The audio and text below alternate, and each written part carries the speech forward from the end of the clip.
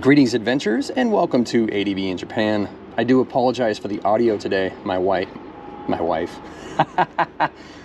not working.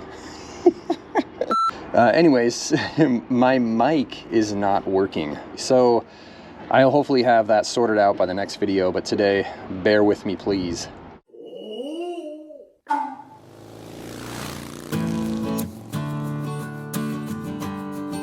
Okay, so today what are we going to be doing? Well, I've got another install video for you guys. It's been quite some time.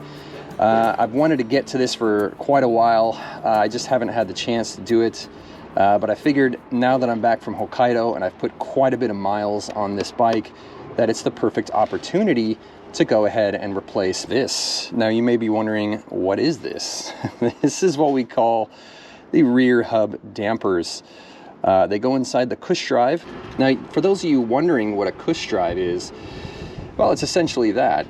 It's short for cushion. And what it's doing is it's cushioning the drive load between the rear sprocket and the rear wheel. Yes, that is right. There is not a direct one-to-one connection, as you may have thought, between the rear sprocket and the rear wheel. And as you're going to see when I start breaking this down, that inside here, inside the rear hub, you'll see two sets of teeth. One set of teeth is for the rear wheel and the other set of teeth is for the rear sprocket. And so they're kind of interlocked. And this is how power is transferred between the rear sprocket to the rear wheel. Now again, to make the shifting experience a little bit more comfortable, what engineers have done is that they've produced these little dampeners that go in between the teeth. And so when the rear sprocket receives power from throttle input, it pushes up against these dampeners, kind of squishes the dampers between the rear wheel and provides a much more smooth shifting experience. Now, these will go bad, and they'll go bad a lot quicker on an adventure bike, and that's because, and especially if you ride your adventure bike aggressively, and that's because we go off-road. And when we go off-road, we're creating this kind of this anvil hammer effect between the rear hub sprocket, or the rear sprocket hub, and the rear wheel. And repeated hammering back and forth, back and forth, back and forth, what it'll do is it'll make these dampeners smaller and it'll crush them smaller and smaller and smaller. And then what happens is you start to get free play in between those teeth. You kind of get this effect right here. And you don't want that. First and foremost, because it's inefficient. You're not getting 100% of that, that drive load back to the rear wheel. Not only that, but you also risk doing damage to the drivetrain. So just to have an analogy, like imagine you're towing a car and you've got your tow rope in between each vehicle. And those of you that have towed a car before, the most important thing you do before you actually tow the vehicle is you make sure that the rope is taut, that it's tight, right? And that's because if you don't do that and you take off, speeding with the rope with some slop in it, what's going to happen is that you'll get a jerk effect. It's called kind of a backlash or a whiplash effect. And that whiplash effect can actually damage parts. This is essentially what you're getting when you have slop in your cush-drive, is you've got that slop in there, and every time you put throttle input, it's jerking those parts around. And that can do quite a bit of damage to your chain. It can do damage to your sprocket. And even further down the line, it can actually do some damage to the transmission as well too. So it's really important to make sure that you do check this often, especially if you do aggressive riding off-road. Now, what's the best way to check this? Let's go ahead and come back here, make sure you're in first gear, and give the rear sprocket a twist. Now, what I've done is I've put a piece of tape here and I've drawn a line that goes across from the rear sprocket hub to the rear wheel hub. And this way I can kind of gauge how much play I have here. And I've got about 1 millimeter each way, so I've got a total of about 2 millimeter of play. Now, some bikes say anywhere from 3 to 5 millimeters is okay. KTM 390 Adventure says nothing about their cush-drive free play. But to me, you guys, I don't want any play back here. And that's simply because I take this bike off-road a lot. And again, I want as much power as much power from that drive load going straight from my transmission, my throttle input, all the way back to this wheel. No slop at all. And so that's what we're going to try and achieve today by installing this. Now, this is not the KTM OEM cush-drive. For those of you that have replaced these before, you'll know that the KTM cushions actually come separate. This is a unit, and it's actually from a Ninja 400 or 250, I can't remember. I will go ahead and put that in the description down below. I've seen a couple videos of people putting this inside the KTM 390 Adventure, and it gives a much more snug, tight fit than the OEM dampeners do. All right, let's go ahead and get to some of the tools that you're going to need for this install. Okay, so here are the tools you guys are going to need. First and foremost, you're going to need a size 22 combination wrench here in conjunction with a breaker bar, and then I believe this is a 17 for the other side. This is going to help you bust that rear wheel off. And then when we put it all back together, you're going to need your torque wrench to ensure that you got the proper torque on that rear wheel. And then once we get to the adjustment for the chain, as we're going to be removing the chain, you're going to need a size 10 and a size 14 for that as well. And then just to make things a lot easier, make sure you have a proper rear stand to lift that rear wheel off the ground. And for the parts here, you're going to need good dampeners. Again, you can go ahead and go to the KTM 390 website and purchase the OEM dampeners, but I don't recommend them. This is the second time I am replacing my dampeners. I am not going to go back to the OEM KTM 390 dampeners just because they don't last long. They'll last about maybe 4,000 kilometers, and then you got to replace them again. So I'm hoping this guy is going to do the job. Definitely a lot more rigid. It comes as a single unit too, so just feels a lot better. Again, this is from a Ninja, I believe a Ninja 400 or possibly a Ninja 250. Again, I'll put that in the description if you need to figure out what that is, the part number and all that stuff. Okay, so let's go ahead and break this wheel off and get to the install.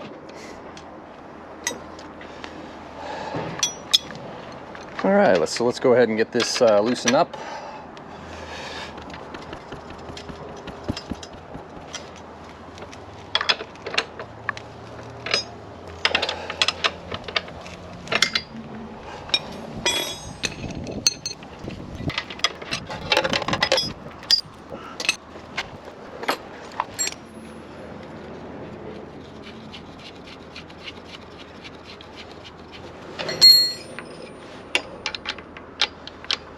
So it helps to kind of back this chain off, chain adjuster off, so you can remove this bolt a little bit easier. One tool I forgot to mention, you're probably going to need a little bit of one of these soft hammers to kind of tap the wheel nut out.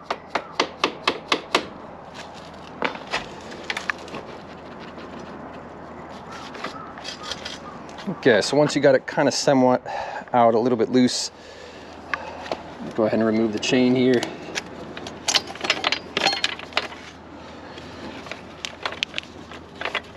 You could remove the chain guard up here, but I think I can probably get this done. Okay, so what I like to do is just kind of get my knee under here,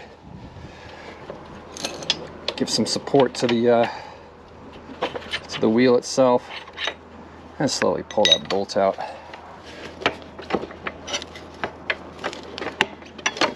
There we go. All right, she's off. Okay, so we've got her off here.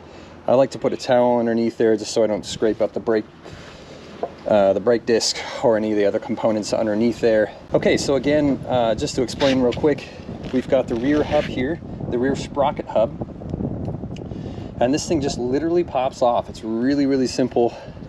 So yeah, essentially, as I mentioned, so you've got your teeth here on the sprocket, the rear sprocket side, and then on the rear wheel hub, you've got your other kind of tooth here that sits, and basically, you know, these kind of go against each other. And in between, you can see that the rear sprocket hub just goes right in between those little dampeners in there.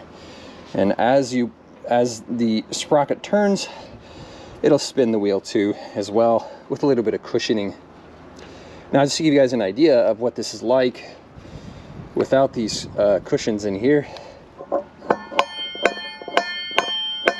that's kind of the effect that you would get. I mean, just imagine that slop, just insane amounts of slop, right? You just would not want that. And so that's essentially what these provide, a little bit of cushion. And what we're gonna go ahead and do is go grab the new dampener and see how it looks. Wow, look at that. That's a beautiful fit. Absolutely beautiful fit in there. Just perfect. Let's see how she goes in here.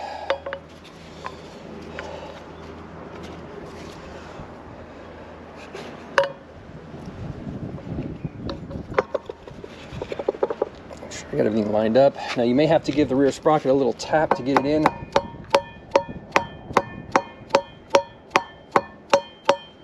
Yeah, zero play. Good, she's in.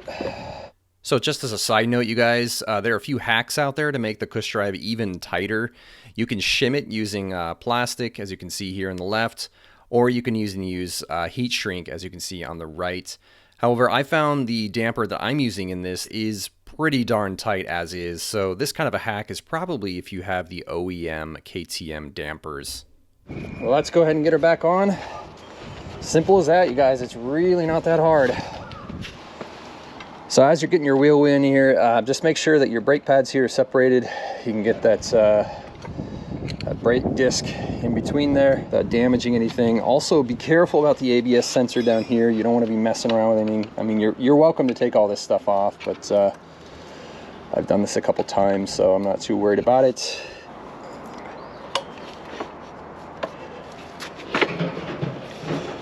Okay. Good.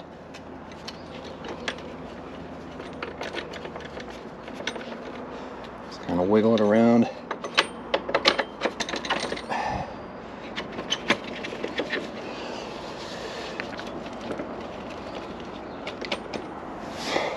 Now again, you don't want to wail on this thing. It's just love taps.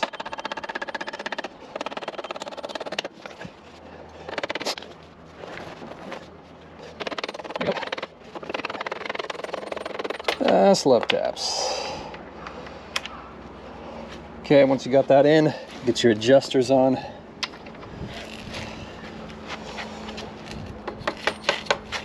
sure the adjuster is lined up.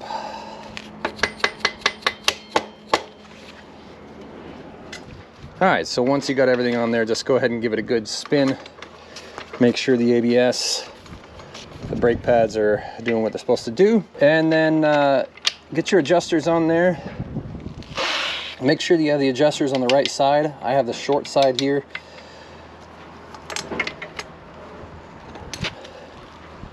And just make sure the nut on the other side is tight enough to hold the adjusters, these little spacer things, in place. Yeah, good. So those shouldn't move. All right, push the wheel as far forward as you can, and let's just throw the chain on.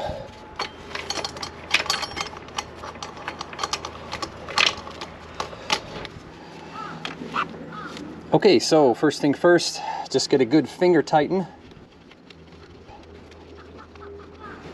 This is not the most ideal stand. It kind of gets in the way of everything, but it is what it is.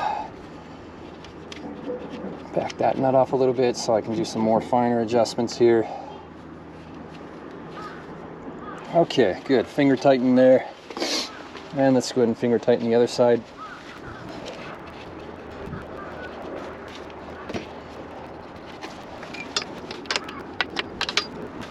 Okay, when you're doing the chain adjustment here, basically you've got your diagram right here on the chain guard. And what it says is that you need to have 2 to 3 inches, 0.2 to 0.3 inches or 5 to 7 millimeters from the top of the chain to the inside, not this lip here, the inside. So you can see the X here. So on both sides, right in between the X here, right here is where your measurement line is. You're gonna get the wheel lined up so that you got the top of your chain right here, right where it needs to be. I say that's actually pretty dang good. That's looking pretty good. So now what you need to do is to make sure that the teeth here, these little tick marks, are in the exact same place on each side. So before we do anything on the other side, I'm going to lock this in because I like where I'm at over here.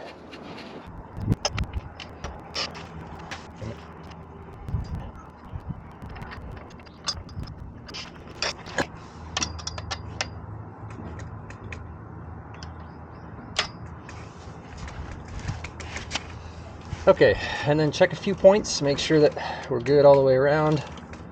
Okay, perfect. Now get these lock nuts finger tight. Okay, so let's go ahead and get her torqued up.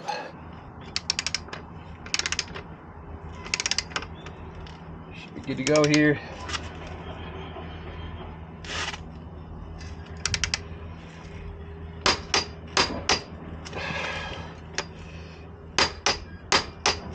Good.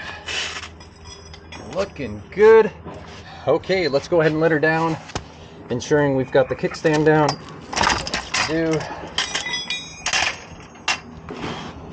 Okay, now we can go ahead and tighten up these nuts here, the lock nuts. I like to put my hand on these too so they don't get adjusted.